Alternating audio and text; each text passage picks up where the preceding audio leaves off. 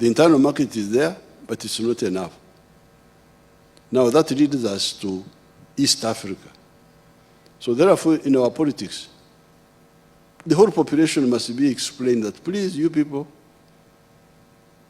are telling you about tribes, Fengabaganda, Fengabanankole, we are Choris, we Abasoga, what? Please, that language is the language of enemies. When you hear anybody talking like that, you know he's an enemy of the people of Africa. Me, I am a cattle keeper. I've been keeping cows all my life. The people who help me most are the people who buy my milk, who buy my beef, who buy my bananas. So if you come and try to mobilize me, we as Abanyankole, kugambira won't stand in Vako. I tell you that Satan, go away. Because they are useless. Yes, the Banyankole help me in a way because I have milk, they have milk. I have cows, they have cows. I have banana, they have banana. So we have volumes in one locality. That's how they help me, by co-producing with me. But otherwise, in terms of market, where my policy comes from is Uganda and is East Africa. The milk factories which we have now, if we did not have Uganda, we did not have East Africa, they would have closed. Because the production of milk is now 5.3 billion. The internal consumption is only 800 million. If we did not have East Africa, the factories would have closed. Sugar, if you look at sugar, production of sugar in Busoga area and Bunyoro, we are now at 700,000 tons. The internal demand is 300,000. Where are we selling the rest? To the neighboring countries. So please, the NLM leaders, when we talk of Pan-Africanism, we talk of patriotism, love Uganda, we are not just talking theory. It is survival. Anybody who does not agree with us on that is an enemy. You should know that he's an enemy or she's an enemy and must be exposed because he will endanger our future. And everybody, even a villager, should be told, they should know this. That's number 6. Under A, in Chariku A,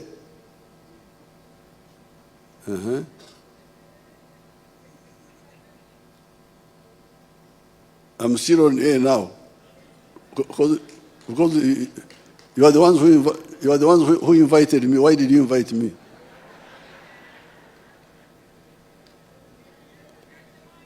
Now, finally, number 7, strategic security. How can Africa guard itself against all threats? Africa was in danger when we were colonized. Other countries which were colonized, the people were exterminated. If you go to America now, the people they call Americans now are not the original Americans. They are Europeans who came and took the land of the Indians, and they are the ones we call Americans now. Africans survived because we don't die easily. To a miracle. But we cannot again make a mistake of being weak. So therefore, when it comes to army, having a strong army, strong economy, that's why we believe in East African integration, both economically and politically. And that's why we talk of the East African Federation. We have been discussing all these years with our colleagues in Kenya, Tanzania, Rwanda, Burundi, South Sudan. Congo now has joined, Somalia, Burundi. You, the young people, must push this. What politics are you engaged in if you don't talk about that? You don't talk about wealth, you don't talk about jobs, you don't talk about market. What are you talking about? That you are a politician. What are you politicking about? So here I'm just giving you free consultancy about the politics you should talk about. Now that is A. We come to B now. Now, since this is the anatomy of prosperity and strategic security, how far have we gone? In that manifesto, and in my speech, you will see that we have gone through 5 phases. Phase number 1 was minimum economic recovery. When we found you didn't have sugar, you didn't have soap, the whole economy had collapsed. And we brought back those products. Okujao, Ebola, shortages, when we did with the shortages. There is a story there, I don't have time to go into it. Secondly, we expanded the production. More coffee, more tea, more bananas, more this, more that, more sugar cane. Thirdly, diversification. We diversify many products. That's why you hear that the imports, our exports have now gone to $13 billion. That's what Uganda is now earning, $13 billion from exports of goods and services. So we diversified. We are exporting, you had them to don't telling you what we are exporting. Other than raw materials, we are also exporting industrial products. Then value addition. That is phase 4. And finally, the knowledge economy. The other day, I launched the Chira motors. You showed them the Chira motors.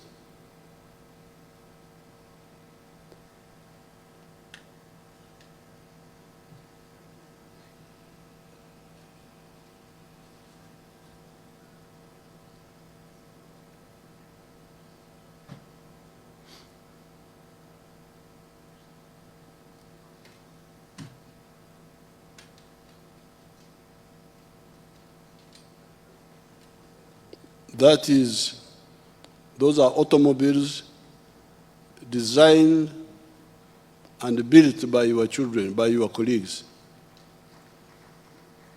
Those young people you see there. Let me see whether when I took a picture with them recently. Now, we are developing all this. The pictures of my scientists, where are they? I took a picture with them. Now, what is doing all this? First of all, they are the farmers, you saw them. Then the manufacturers, you saw them. The factories which are owned by Ugandans and non-Ugandans. Now, the knowledge economy is being driven by our children, our grandchildren. I took a picture with them there. But funded by the government. On that Chira effort, we have spent $120 million. But we need another $143 million to fully complete it, so that we produce 10,000 vehicles per year, 10,000 buses. Now we're discussing today in the cabinet, and we're saying, once a product is already put forward, why don't the public of Uganda come and buy shares in that factory so that they also own it, but also contribute to the capital. Because now all the capital is coming from the government. But I want to use this occasion to invite the private sector. There is one good boy called Magora. Show us Magora's things. Our people have discovered medicines we are going to save the world from so many problems. I've discovered medicine for cancer. Those are the scientists.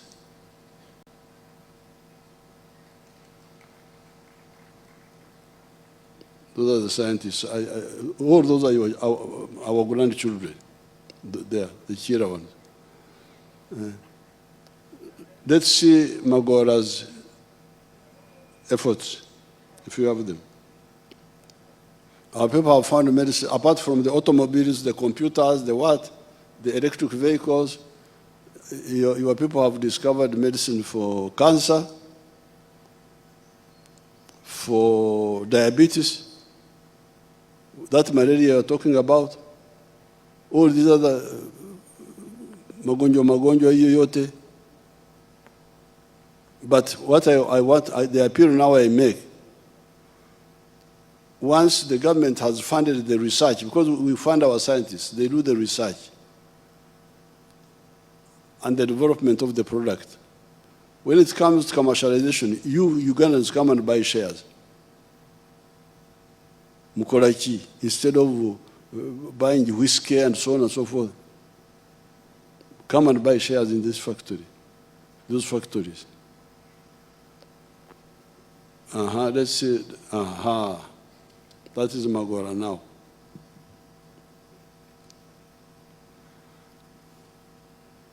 Now, a Kenyan bank called Equity wanted to come and take over the factory. We said no. Because once they bring it, they have the money, they can bring it. But once they bring it, they can shift the factory to Kenya. And we don't want our innovation to go away.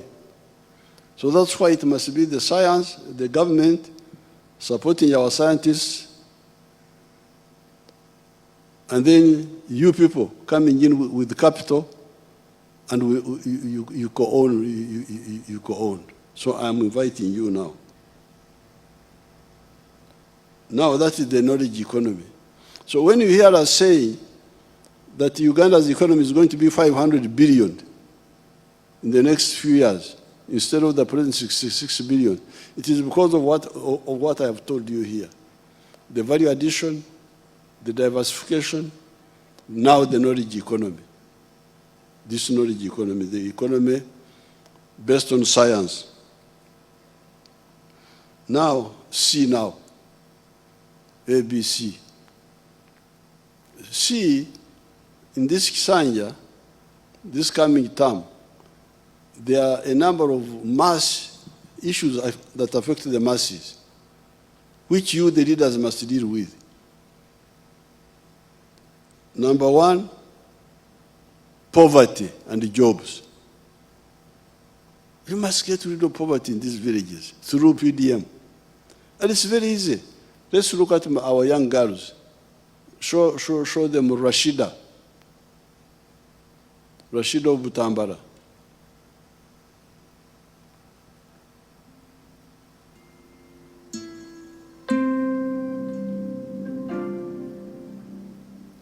Amanya gange yenze Namubiru Rashida, omutuuze w'ekyalo Kasaka, District Butambala, Gombe Town Council. Nze omu ku baasookera ddala okuganyulwa mu ssente za PDM mu sako yaffe baali bagiyita Kasaka Enterprise Group Gotire yalingi. Kaakati ssente nazifuna ku simu, message yajja nga nfunye 1 million. Now that is Rashida who got the 1 million and started with the goats. She's now with the bananas, with the coffee and so on. There's another one of Mukono. I've forgotten her name, the Mukono one. Let's see that one. the one of pigs, mkono,